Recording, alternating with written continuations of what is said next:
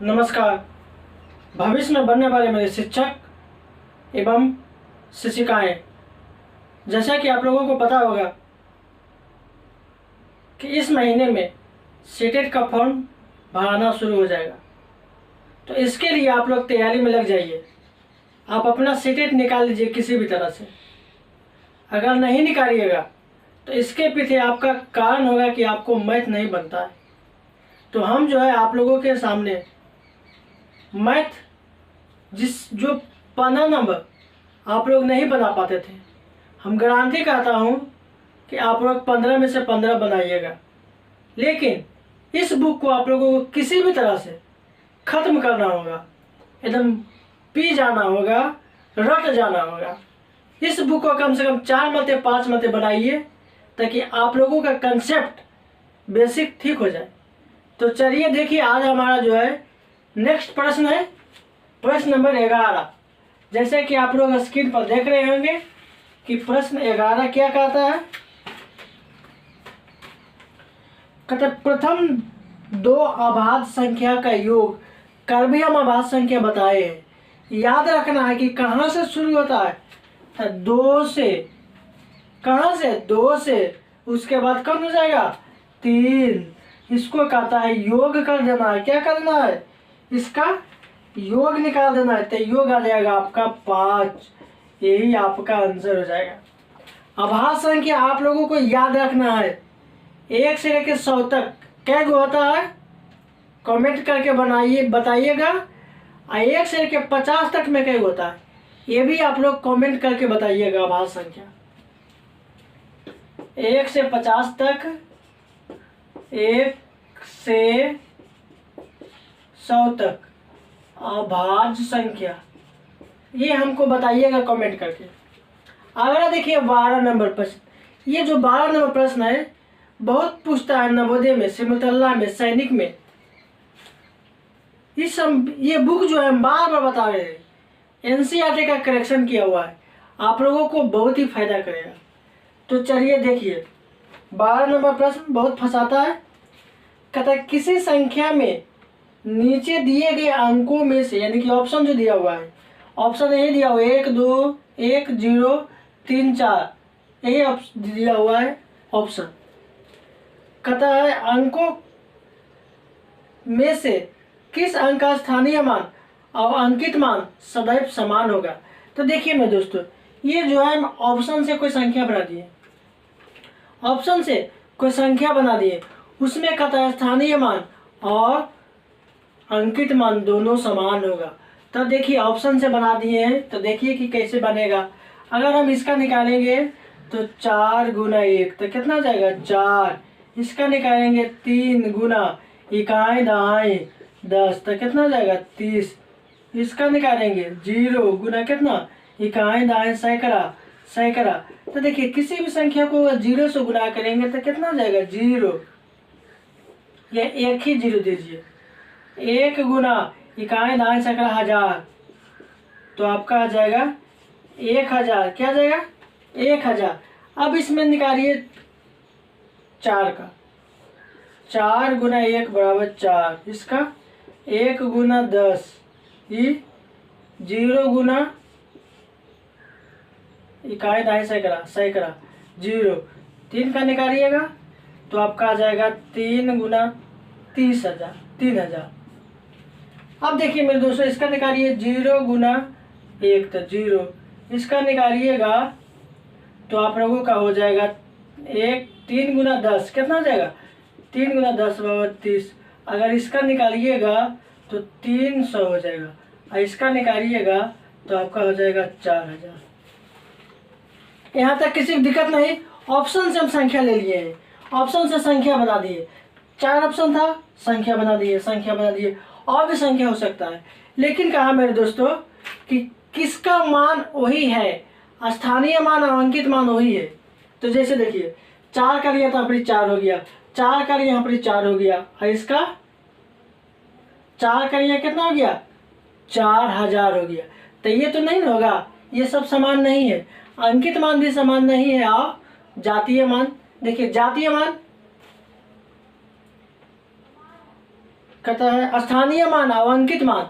तो अंकित मान कहने का मतलब हुआ जौन स्थान पर 3 का अंकित मान 3 ही होना चाहिए। तो 3 का अंकित मान कितना 3 ही होना चाहिए, लेकिन स्थानीय मान कितना आ गया 300 आ गया। ये बराबर होना चाहिए, तो ये नहीं है। अब देखिए बात का मतलब होती है 0 का। तो 0 का स्थानीय मान कितना 0 और अंकित मान भी 0 ही लेना है। तो आ गया इसमें, अगर इसमें 0 लेते हैं तो इसका स्थानीय मान कितना 0 और अंकित मान कितना 0 ही होना चाहिए। तो इसमें भी है, इसमें लिए अंकित मान कितना 0 स्थानीय मान कितना 0। तो आपका आंसर कौन हो जाएगा 0 हो जाएगा। स्थानीय मान भी वही आ रहा है और अंकित मान भी वही आ रहा है। अगर बात के मतलब कोई संख्या दी हो 3 4 5 6, इसमें पूछेगा कि 4 का स्थानीय मान कितना हो जाएगा। तो 4 का स्थानीय मान 400 और अंकित मान पूछेगा तो अंकित मान कितना ये 4 ही हो जाएगा। तो ये दोनों बराबर नहीं है, ये दोनों बराबर नहीं है, लेकिन 0 वाले क्या है बराबर है। ये बहुत फंसाता है। आई होप आप लोग समझ गए होंगे। अगला नेक्स्ट प्रश्न देखिए। प्रश्न को 1 मत 2 मत पढ़ लीजिए जो स्क्रीन पर दिया हुआ है। पढ़िएगा, प्रश्न आप लोगों को बढ़िया से समझ में आ जाएगा, कोई भी दिक्कत नहीं होगा बनाने में। आप लोग प्रश्न को नहीं समझते हैं और बनावे लगी चालू हो जाते हैं, इसीलिए आप लोगों को बहुत ही दिक्कत होता होगा, समझ ही नहीं आता होगा। तो आप लोग पढ़ चुके हैं प्रश्न को। देखिए, वह छोटी से छोटी भाज्य संख्या जो 30 से बड़ी हो तथा 2 अभाज्य संख्याओं का गुणनफल के बराबर हो। तो देखिए मेरे दोस्तों, भाज्य संख्या आ गया, तो भाज्य संख्या कहाँ से चालू होता है। तो आपको याद रखना है 4 से, कहाँ से 4 से। भाज्य संख्या कहाँ से शुरू होता है 4 से, जिसका 2 से अधिक गुणनखंड हो, जिसका 2 से अधिक गुणनखंड हो। और अभाज्य संख्या, अभाज्य संख्या में 2 गो गुणनखंड, कई गो 2 गो गुणनखंड, इसमें कई गो 2 गो से अधिक 1 2 3 और भी हो सकता है 4, लेकिन इसमें क्या, इसमें सिर्फ 2 गुणनखंड है, इसमें 2 से अधिक गुणनखंड। बस यही कॉन्सेप्ट इसका है। इस तरह से आप लोग समझ सकते हैं, याद कर सकते हैं। अभाज्य संख्या का 2 गुणनखंड और भाज्य संख्या का 2 से अधिक, तो 4 गो भी हो सकता है, 5 गो भी हो सकता है, 6 गो भी हो सकता है। अब याद रखना कि भाज्य संख्या कहाँ से चालू होता है, तो 4 से, कहाँ से 4 से। अब क्वेश्चन दिया हुआ है 13 नंबर कि 30 से बड़ी होनी चाहिए, 30 से बड़ी होनी चाहिए। तो ऑप्शन क्या क्या दिया हुआ है 32 33 34 और 35। ये जो बनेगा, ये बनेगा कहाँ से, ऑप्शन से बनेगा। तो देखिए, इसका कहता है कि गुणनखंड निकालना है, इसका भाज्य संख्या होना चाहिए और गुणनखंड सिर्फ 2 गो होना चाहिए और दोनों क्या होना चाहिए अभाज्य संख्या। तो देखिए, इसको ऐसे लिख सकते हैं 16 गुना 2 8 चौका 32, ठीक है। इसको लिख दिए 11 गुना 3 या 3 गुना 11, इसको लिख दिए 17 गुना 2 या 2 गुने 17, इसको लिख दिए 7 गुना 5 या 5 गुना 7। इस प्रकार से लिख सकते हैं। अब पढ़िए प्रश्न को, वह छोटी से छोटी संख्या, ऑप्शन ये नहीं होगा क्योंकि ये भाज्य संख्या, अभाज्य संख्या नहीं है, अभाज्य संख्या नहीं है तो ये नहीं होगा। अब आपका आंसर ये भी हो सकता है, ये भी हो सकता है, ये भी हो सकता है, क्योंकि ये भी अभाज्य संख्या, ये भी अभाज्य संख्या, ये भी अभाज्य संख्या, ये भी अभाज्य संख्या, 7 भी 5 भी अभाज्य संख्या है। तब देखिए प्रश्न को पढ़िए, वह छोटी से छोटी संख्या, तो ये तीनों में कौन छोटा है, 33 छोटा है कि 34 छोटा है कि 35 छोटा है। तो आपका आंसर कौन हो जाएगा 33 हो जाएगा। लेकिन जब यही चीज लिख देता वह बड़ी से बड़ी संख्या, तो आंसर कितना होता 35। लेकिन पूछता वह छोटी से छोटी संख्या, तो ये तीनों में कौन छोटा है 33। अब दोनों का गुणनखंड होना चाहिए अभाज्य संख्या, तो 3 भी अभाज्य संख्या और 11 भी अभाज्य संख्या है। आई होप आप लोग समझ गए होंगे। अगला प्रश्न देख लीजिए। प्रश्न को जितना बढ़िया से समझिएगा उतना बढ़िया से आप लोगों को बनते चला जाएगा। अगर प्रश्न को नहीं समझिएगा तो बिल्कुल भी समझ में नहीं आएगा और नहीं बनेगा एग्जाम में। तो आप लोग प्रश्न को जितना से जितना हो भी उतना समझिए, बनने में कोई दिक्कत नहीं होगा। तो चलिए देखिए अगला कहता है 14 नंबर प्रश्न। 3, 6, 8, 9, 0 में से 3 का स्थानीय मान और अंकित मान अभी बताए हैं। तो देखिए 3 का स्थानीय मान क्या करना है, 3 के सामने ए लिख देना है। अब 3 को गुना करना है किससे, इकाई, दाएं, सैकड़ा, हजार, 10,000 से। तो 10,000 से गुना करेंगे तो आपका कितना हो जाएगा, 30,000। कितना, 30,000। ये हो गया स्थानीय मान। इसको क्या बोलते हैं, स्थानीय मान। और अंकित मान कितना हो जाएगा, जो संख्या है वही स्थानीय मान। तो स्थानीय मान कितना, अंकित मान कितना, 3। अब इसका पूछता है अंतर पूछता है। तो अंतर मतलब घटा दीजिएगा। 10 में से 3 गया 7, यहाँ पर बचेगा 9, 9, 9, 2। बस यही आपका आंसर हो जाएगा, option number 2। Option number 2। I hope आप लोग समझ गए होंगे। अंकित मान जो संख्या है वही अंकित मान, स्थानीय मान इसके पहले हम बता चुके हैं। अगला प्रश्न देखिए मेरे दोस्तों, ये बहुत फंसाता है अगला प्रश्न। अगला प्रश्न को बढ़िया से देखिए, समझिए कि क्या दिया हुआ है। अगला प्रश्न में अगर नहीं समझिएगा तो बहुत दिक्कत हो जाएगा। देखिए एगो दिया हुआ है, पहले समझ लीजिए कि संख्या किसको कहेंगे। एगो हो गया अपवर्तको, एगो हो जाता है अपवर्त। इसको बोलते हैं गुणनखंड और इसको बोलते हैं गुणक। क्या बोलते हैं, गुणक। इसको गुणक बोलते हैं। ये तो दिया हुआ रहेगा तो समझ जाइएगा, लेकिन ये नहीं दिया रहेगा तो समझिएगा कब, अपवर्त। इसमें बहुत कंफ्यूजन होता है, इसलिए एग्जाम में ज़्यादा पूछता है। तो चलिए देखिए 15 नंबर प्रश्न जो है, कोई संख्या दिया हुआ है 24 दिया हुआ है, 25 दिया हुआ है, 48 दिया हुआ है और 54 दिया हुआ है। सॉरी 24 नहीं दिया हुआ है, 25, 48 और 16 दिया हुआ है। क्या दिया हुआ है, 16 दिया हुआ है। तब देखिए मेरे दोस्तों, अपवर्तकों कहने का मतलब हुआ कि ये जो है किसका किसका गुणनखंड है, यानी कि किससे किससे कटेगा। तो देखिए 16 1 से कटेगा, 2 से कटेगा, 4 से कटेगा, 8 से कटेगा और 16 से कटेगा, 100 से कटेगा। 25 किससे कटेगा, 1 से कटेगा, तो उसके बाद 5 से कटेगा, उसके बाद अपने आप से कटेगा 25 से। 48 किससे कटेगा, 1 से, 2 से, 3 से, 4 से, 6 से, 8 से कटेगा 48, उसके बाद 12 से कटेगा, उसके बाद 16 से कटेगा, उसके बाद 24 कटेगा, उसके बाद अपने 8 से कटेगा। 54 किससे किससे कटेगा, तो 54 जो है 1 से कटेगा, 2 से कटेगा, 3 से कटेगा, 6 से कटेगा, 9 से कटेगा, 18 से कटेगा, 27 से कटेगा और अपने आप से 54 से कटेगा। तो आप लोग समझ गए होंगे कि अपवर्तको मतलब कि कोई संख्या दे रहेगा तो वो किस किस से कटेगा, यही हो गया आपका अपवर्त पूछेगा। जैसे किसी का अपवर्त पूछ दिया 16 का, तो 16 का पहाड़ा पर देना या फिर 16 का गुणक कर देना है। तो 16 का 16, 16 32, 16 43, 16 64, ये आपका अपवर्त हो गया। एक मतलब फिर से समझ लीजिए, अपवर्तको यानी कि अपवर्त मतलब गुणनखंड, ये दिया हुआ रहेगा कोई दिक्कत नहीं, लेकिन ये एग्जाम में नहीं देता है, पूछता है अपवर्तको अपवर्त, बस इसी में कंफ्यूजन हो जाता है। तो अपवर्तक मतलब कहने का मतलब हुआ कि किस किस से कटेगा, और अपवर्त कहने का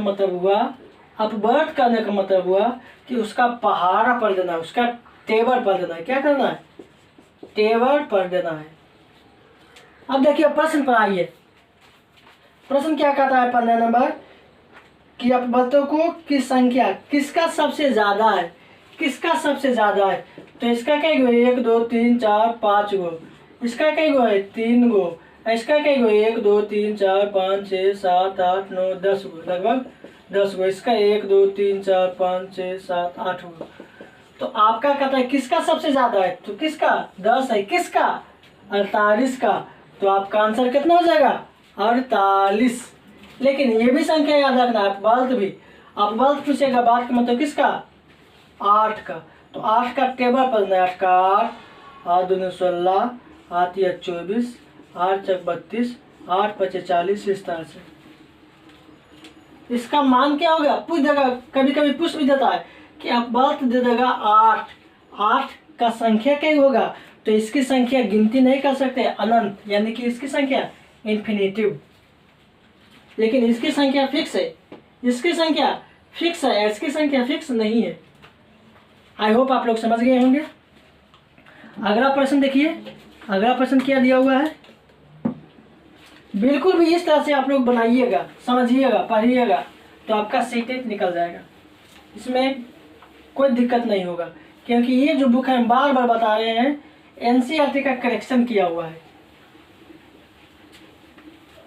तो देखिए कुछ प्रश्न जो है इसके पिछले वीडियो में हमने बताया हूँ, तो आप लोग क्या कीजिए, होमवर्क बना लीजिएगा, होमवर्क बनाइएगा, तब आप लोगों को समझ में आएगा।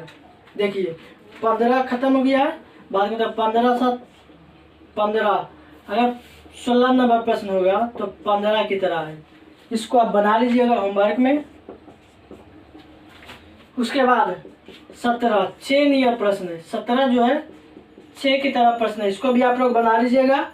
उसके बाद 18 3 की तरह है, इसको भी आप लोग बना लीजिएगा होमवर्क में। अगला प्रश्न देखिए 19 नंबर, कई नंबर 19 नंबर, ये भी बहुत ज़्यादा पूछता है मेरे दोस्तों। प्रश्न को देख रहे होंगे, प्रश्न को देखिए,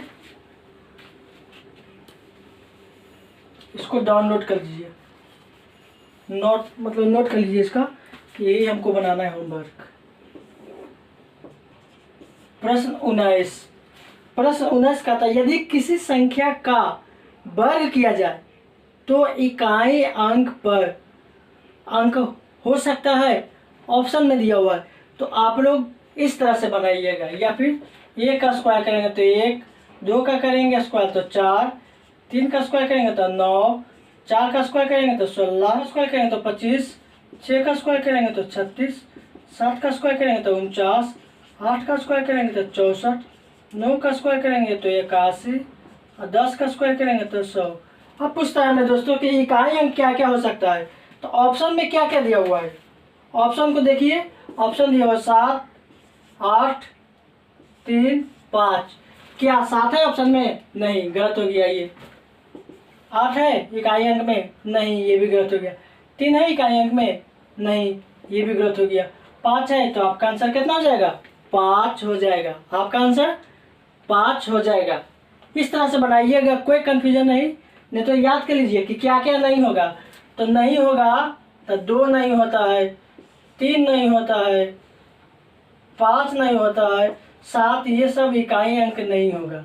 इसको आप याद कर लीजिए इस तरह से, या नहीं तो इस तरह से बनाइएगा तो आपका क्या होगा, माइंड भी विकसित होगा और मैथ बनाने में रुचि भी होगा।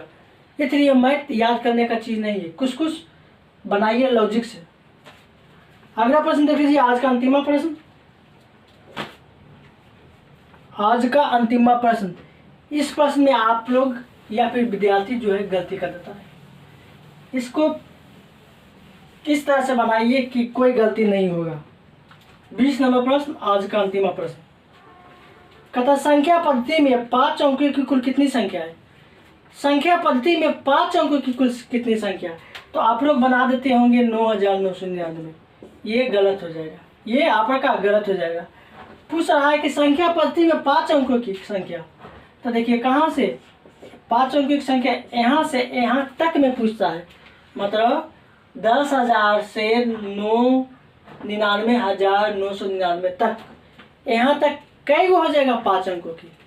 तो देखिए इसको इस तरह से बनाइए। अगर ये नहीं बनता है तो मान लीजिए 1 से 9 तक कई अंक है? एक अंक। 1 से लेके 9 तक एक अंक कई हो जाएगा? तो आप लोग लिख लीजिए, नहीं समझ में आता है तो। 1 2 3 4 5 6 7 8 9 कई हो गया? 1 2 3 4 5 6 7 8 9 क्या हो गया? 9 गो। क्या गो? 9 गो। देखिए क्या यही हो गया जो अंतिम में लिखा हुआ है? नहीं। अगर इस तरह से सोचिएगा तो इसमें यही हो जाएगा अंतिम 9,000, मतलब 99,999। नहीं, इसको क्या किया है मेरे दोस्तों, समझिए बढ़िया से। 9 टोटल क्या हुआ? 9। 9 में से क्या कर दिया? इसको घटा दिया। 9 में से इसको घटा दिया तो कितना आ गया? अब +1 कर दिया तो 9 में से घटा देगा तो 8 और +1 कितना? 9। इस तरह से बनाइए इसको। इस तरह से क्या करना है? इसको बनाइए, बन जाएगा। देखिए क्या किए हैं, इसमें से इसको घटा दिए हैं, इसमें से इसको घटा देना है। एक क्या करना है? प्लस कर देना है। एक प्लस कर देना है। जब इसको घटाइएगा तो आ जाएगा आप लोगों का 8 9 9 9 9 और +1। जब इसको जोड़िएगा तो आपका हो जाएगा 90,000।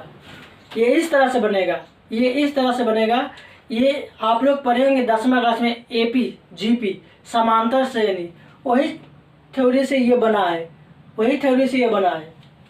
तो आप लोग अगर ये भुतरा जाइएगा एग्जाम में तो इसको इस तरह से सोचिएगा और इस तरह से बनाइएगा, कोई कंफ्यूजन नहीं होगा आपका। तो आपका आंसर नंबर कितना हो गया? B। आई होप आप लोगों को अच्छा लगा होगा। इस तरह से बनाइएगा, पढ़िएगा तो आपका सीटेट बिल्कुल भी निकल जाएगा। अगर आपको मेरा वीडियो अच्छा लगे तो मेरे चैनल को लाइक करें, शेयर करें और दोस्तों के साथ भी सब्सक्राइब करें, ताकि इस तरह के वीडियो हम आप लोग के सामने लेकर आएंगे और आपका सीटेट निकल जाएगा। बस इस बुक पर आप लोग कमांड रखिए, इस बुक को पकड़ कर रखिए, जाने नहीं दीजिए, क्योंकि ये बुक जो है NCERT का कलेक्शन किया हुआ है। थैंक यू, धन्यवाद।